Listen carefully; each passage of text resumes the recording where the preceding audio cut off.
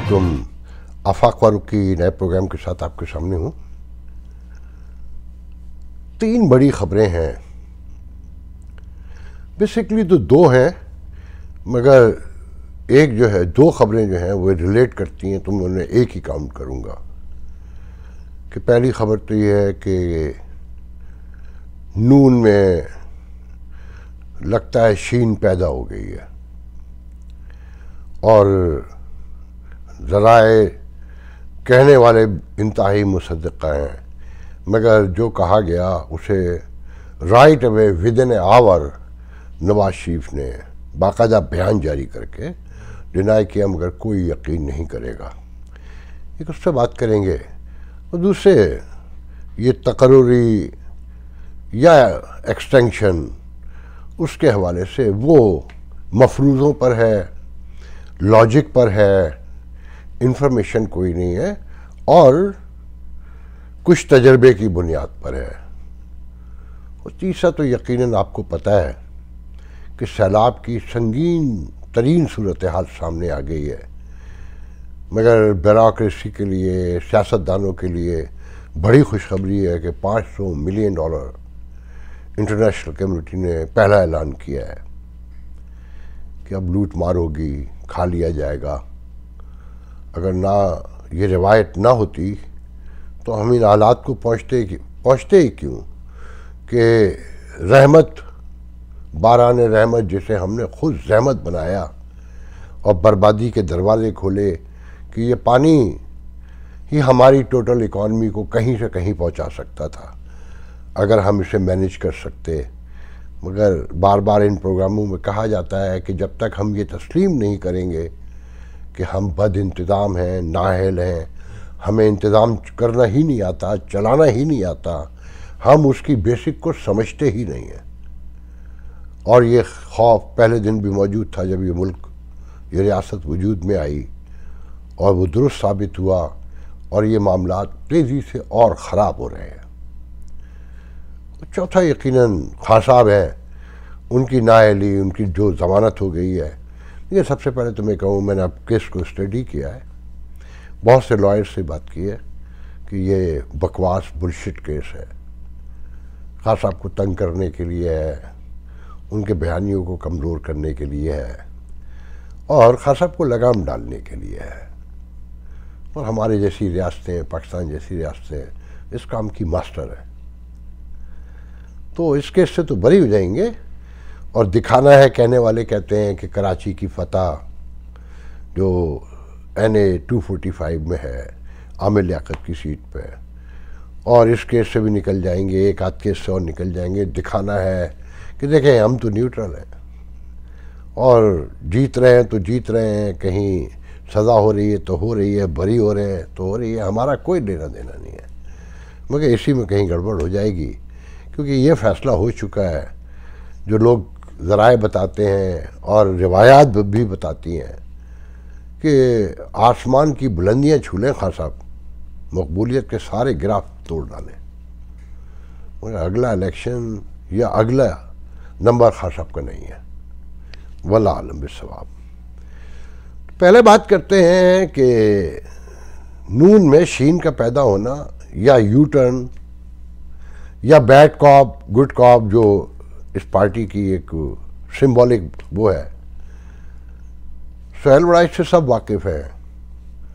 पाकिस्तान में एक मुस्तनद जर्नलिस्ट, एक बड़ा नाम, मोतबर नाम, जिस पर कोई एग्जुरेशन के हवाले से, फेक न्यूज़ के हवाले से और किसी भी आस्पेक्ट में कोई इल्ज़ाम नहीं लगा सकता। और हर शख्स ये गवाही देगा कि वो ख़बर को मनो अन तो पेश कर सकते हैं, उसमें सनसनी भी नहीं डालेंगे, एग्जुरेशन भी नहीं करेंगे और उसमें अपना तजिया भी शामिल नहीं करेंगे। ख़बर को ख़बर के तौर पे देंगे, कोशिश करेंगे कि अगर सेंसेशन कहीं मौजूद है तो उसे निकाल दिया जाए, उसकी काट को कम कर दिया जाए। तो ये है सुहेल वड़ाइच। उन्होंने शहजेब के प्रोग्राम में आके बताया, वो लंदन गए हुए थे, कि नवाज शरीफ से मुलाकात हुई है और अपना फील दिया, जो डिस्कशन हुई उसको समअप किया, समराइज किया उन्होंने कि जी वो मुफ्ता इस्माइल से तो बिल्कुल मुतमईन नहीं है, शहबाज शरीफ की कारकर्दगी और पॉलिसियों से भी मुतमईन नहीं है, और वो इसी बुनियाद पर इक़्तिदार नहीं लेना चाहते थे जो हालात हैं। इमरान खान से भी किसी मुज़ाकरात के, मतलब मीसाक़ जमहूरियत से लेकर इलेक्शन रेगुलेशन जो भी चीज़ें हैं उस पर वो किसी कोई मुज़ाकरात के लिए तैयार नहीं है। मरीम की कारकर्दगी से खुश हैं, और वो जो पर्स वाला वाक़या आप लोगों ने सुना है कि 5-6 हज़ार डॉलर का जो पर्स एक CEO ने आके दिया किसी कंपनी के, तो मुझे उस पर्स का तो इस वक्त नाम भी याद नहीं आ रहा, बहुत नोन ब्रांड है अमेरिका की, तो लेविटिनो क्या something like that. I am sorry, मैं इन चीज़ों से टच में नहीं हूँ ख़वातीन के। तो उन्होंने नवाज शरीफ ने बताया कि वो डेलीगेशन भेजा भी मरीम के पास उन्होंने ही था, और इमरान खान के साथ जो कुछ भी हो रहा है वो खुद उनका बोया हुआ है, वो काट रहे हैं, और इमरान खान इस्टेब्लिशमेंट की लड़ाई जो है उस पर नवाज शरीफ साहब मुतमईन है, और वो फौरी तौर पे आ भी नहीं रहे, कोई डेट भी नहीं दे रहे, और उनकी ख्वाहिश है, वो चाहते हैं कि वो अदलिया अदालत में पेश हुए बगैर कायदे आज़म की तरह ही बाहर बैठे बैठे मामलात को तय करें अदलिया के में अपने मुकदमात के हवाले से। और अब उनका नया बयानिया ये होगा, वो अदलिया के ख़िलाफ़ बयानिया बनाएंगे, इस्टेब्लिशमेंट के ख़िलाफ़ नहीं, क्योंकि इस्टेब्लिशमेंट से तो मुज़ाकरात करके आए हैं, तो अब एकदम पलटी कैसे खाएंगे, और वो बयानिया तो खासाब ले जा चुके हैं, अब इनके पास तो कुछ बचा नहीं है, तो अब अदलिया का नंबर आएगा। और इस बार बकौल सुहेल राज के कि वो कुछ जजों के नाम भी लेंगे, और गुफ्तगू को समअप करते हुए कि जी जो नवाज शरीफ समझते हैं कि ये सारा अदलिया ही है जो कुछ करती है किया धरा, तो मुझे उस पर याद आया कि गरीब की जोरू जो खुद भी बहुत आवारा हो गई, कि जस्टिस मुनीर से शुरू करें कि कैसे इस अदलिया को यूज़ किया, कि मौलवी तमीज़ुद्दीन का फ़ैसला आने से पहले ही तस्वीरें छप चुकी थी कि जस्टिस मुनीर अयूब खान के साथ शिकार खेलने जाया करते थे। खैर एक दूसरी तरफ चले जाएंगे, शायद कोई चीज़ रह ना गई हो कि मैंने बता दिया आपको कि जितनी चीज़ें उन्होंने की मैंने लिखा है, मगर मैंने बगैर पढ़े आपको सारा सुना दिया कि सारे केसों के हवाले से, और वो बड़े एक्शन में आएंगे और ये होगा और वो होगा। इस खबर के आने की देर थी कि इसके ठीक घंटे सवा घंटे के बाद वेरी अर्जेंटली रात गए, पाकिस्तान में तो रात हुई थी और इंग्लैंड में मेरे ख्याल में शाम हो रही होगी उस वक्त, 5 घंटे 6 घंटे का फ़र्क है मेरे शहर से, तो लगा लें कि 2 बजे खबर आ गई थी यहाँ के, और 12 बजे 12:30 बजे वो प्रोग्राम में है शहजेब के साथ थे यहाँ के 12:30 बजे दिन के, तो 2 शाम के तकरीबन समझ लें ना 5-6 बज रहे थे इंग्लैंड में। तो जनाब बैनर चले स्टिकर कि मेरे हवाले से शहबाज शरीफ के उससे मंसूब करके जो बयानिया दिया गया, जो बयानात दिए गए वो गलत और मिस इंटरप्रिटेशन है और बेबुनियाद है, और मुझे उम्मीद है कि नवाज शरीफ इंतहाई मुश्किल हालात में जो काविशें कर रहे हैं वो समर आवर होंगी। मगर उन्होंने जो सुहेल राइट ने कहा उस सबसे इनकार कर दिया। अब ये इतनी जल्दी रिएक्ट करना, शहबाज शरीफ ने यकीनन फ़ोन किया होगा, और उस चैनल पे शहजेब का प्रोग्राम मेरा पसंदीदा एंकर है, अब तो वो हुकूमत की सफाई के लिए रह गया है कि एक तरफ ARY पर इल्ज़ामात लग रहे होते हैं तो दूसरी तरफ यहाँ सफाइयाँ उनकी पेश की जा रही होती हैं या तशरीहात पेश की जा रही होती हैं। ये मुसलसल खबर चलती रही। क्या वो लड़ाई जो बरसों से थी, और फिर जो सुहेल राइट के ताल्लुकात हैं मियाँ नवाज शरीफ से, शहबाज शरीफ से, मेरी ज़ाती राय यह है कि नवाज शरीफ बस्ट हो गए होंगे तब जाकर सुहेल राइट ने इतना कहा हुआ, वरना वो कभी नहीं कहते, और बहुत कुछ कहा होगा तो इतना कहा है। और शायद ये सोच के किया हो कि ये अपनी चीज़ें बेहतर कर लें, घर का मामलात हैं दुरुस्त कर लें। मगर आप लोगों को याद होगा बहुत अर्से पहले, कोई महीना भर पहले यहाँ बता दिया गया था कि पार्टी की चेयरमैन की चेयर चेंज हो रही है, मरीम नवाज़ को लाया जा रहा है, और शहबाज शरीफ से मुतमईन नहीं है और ये कह चुके हैं नवाज शरीफ साहब शहबाज शरीफ से कि 20 साल तू मैनू कहता रहा है कि बढ़ा के रखनी चाहिए, बढ़ा के रखनी चाहिए, पर हुण देख लिया की हुआ है।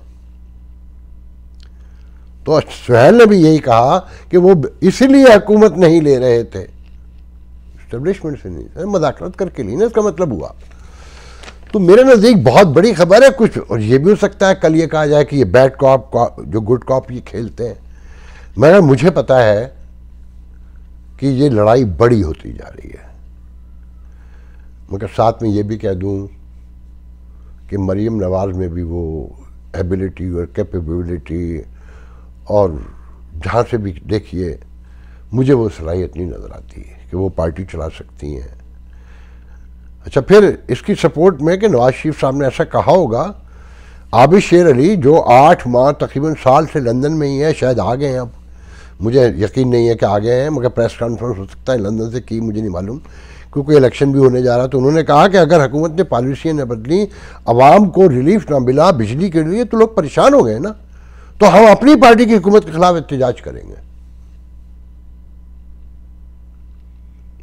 रिश्तेदार भी हैं आबिद शेर अली, और लंदन में ही रहते रहे साल भर। फिर जावेद लतीफ़, इन सारी चीज़ों को, और फिर आपको याद होगा कि पिछले दिनों ये खबर भी हेडलाइन चलती रही है कि नवाज शरीफ पार्टी इजलास में वीडियो लिंक पर थे तो बहुत शदीद नाराज़ हुए मुफ्ता इस्माइल पर, शहबाज शरीफ पर माशी पारी के अवाम को रिलीफ नहीं मिल रहा, और हमारे बयानियों को भी नुकसान हो रहा है, हमारी मकबूलियत भी कम हो रही है, और फिर वीडियो बंद करके चले गए थे। एक तो वाकई हो सकता है कोई जेन्युइन बात हो, मगर मेरा ख्याल ये है कि ये इमरान खान की मकबूलियत पॉपुलैरिटी से कंफ्यूज हो गए हैं, पैनिक हो गए हैं, और जब पैनिक हो जाता है आदमी तो अजीब अजीब हरकतें करता है ना, तो ये वो हरकतें नज़र आ रही हैं कि हर तरफ से ये ना कि भाई कहा जा रहा है कि 48 to 50% वोट जो है इमरान खान का है मुल्क में। अगर 50% वोट एक पार्टी का है तो बाकी तो 14-15 पार्टियों जो बटेगा तो सबके सिर्फ 10% ही आएगा ना, और जितने दिन लगते जाएंगे अगर इलेक्शन होता है। मगर इंटरनेशनल पूरा सिनेरियो देखें, इमरान खान की गुंजाइश नहीं है। वो पीटीआई वाले ही दिखाते फिर रहे हैं खबरें कि जी अमेरिका में बड़ी इमरान की पॉपुलैरिटी बढ़ रही है, पूरा मीडिया कवर कर रहा है। तो एफपी की जिन्होंने फॉरेन पॉलिसी की खबर देखी हो, शुरू ही ऐसी हुई कि इमरान को लेकर ही फौज आई थी, और वो फौज जिसकी मर्जी से न कोई आ सकता है, न जिसकी मर्जी से कोई जा सकता है, और माशी तौर पर सबसे मजबूत है पाकिस्तान में, कारोबार भी कंट्रोल करती है। वो बड़ी लंबी खबर है, मैं उस पर बहस नहीं करूँगा। तो ये तय है कि खास साहब को आने नहीं दे रहे, मगर ये भी पेशेंस खो गए, और ये लड़ ना पड़े इनके दरमियान। रिफ्ट तो पहले से मौजूद है ना, मैं बहुत डिटेल में नहीं जाऊँगा, मैं असल खबर की तरफ अब आता हूँ। आज जो सबसे दिलचस्प और बहुत मानी खेज खबर थी कि कोर कमांडर इजलास हुआ। 2 लाइन की खबर चली है, कोर कमांडर इजलास हुआ जिसमें इंतहाई अहम फैसले किए गए। पहले आपने कभी नहीं सुना होगा ये जुमला।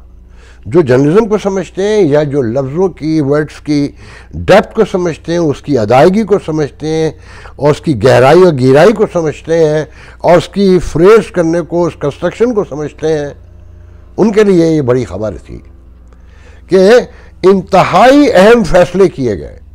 वो कौन से फैसले हैं? एक तो इंटरनेशनल जो सिनेरियो है उसमें जो पाक फौज का इस वक्त रोल है, अभी आपने सुना ना कि $1 बिलियन कतर दे रहा है, 3 बिलियन कतर दे रहा है, 1 बिलियन सऊदी अरब दे रहा है। वो जो शर्त लगाई थी, गारंटी मांगी थी IMF ने रिलीज़ करने से पहले कि जो आपका $4 बिलियन का गैप है, मगर उसके बदले दिया क्या किया जा रहा है? रूजवेल्ट का होटल दिया जा रहा है न्यूयॉर्क में जो $2 बिलियन का है, उसके मेजर शेयर। PIA भी दिया जा रहा है, इस्लामाबाद एयरपोर्ट भी दिया जा रहा है।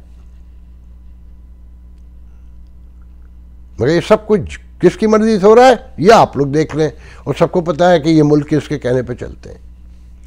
तो मामला बिल्कुल अलग है। तो खान साहब की गुंजाइश नहीं नज़र आती आने वाले दिनों में। और ये इनकलाब कहानियाँ, मेरा तो खान साहब से एक ही इख्तलाफ है कि रियासत मदीना, मज़हब का तड़का, और ये जो आप बयान करते हैं, चोर दिखाते हैं, आधे चोर आपके यहाँ भी बैठे हुए हैं, वही चोर हैं रिवायती ख़ानदानी मशहूर चोर, और 3.5 साल हमारे पास गवाही के लिए मौजूद है। तो मैंने कहा आपसे शेयर करूं। सबसे बड़ी खबर तो देखें सैलाब की है, और बारिशें हुई हैं कोयटा के अराउंड में भी, मामलात वहाँ कोई डैम है कहते हैं बस किसी वक्त भी टूटने वाला है। फिर जनूबी पंजाब सिंध का तो बहुत ही बुरा हाल है। और ये अजाब, ये पानी आपको सुन के यकीन नहीं आएगा, 30 मिलियन एकड़ फिट पानी हम साल का ज़ाय करते हैं, 10 ट्रिलियन पर एनम,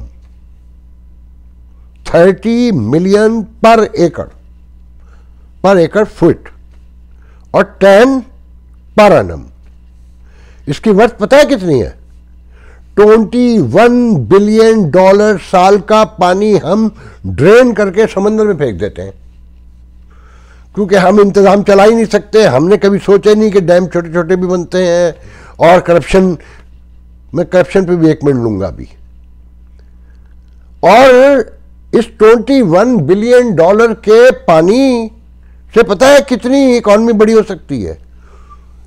2000 अरब डॉलर से ज़्यादा कि हम अपनी फसलें और पानी से जो बनने वाली प्रोडक्ट हैं उन पर लगा के साल की more than $2 ट्रिलियन अबव की इकॉनमी ग्रो कर सकते हैं।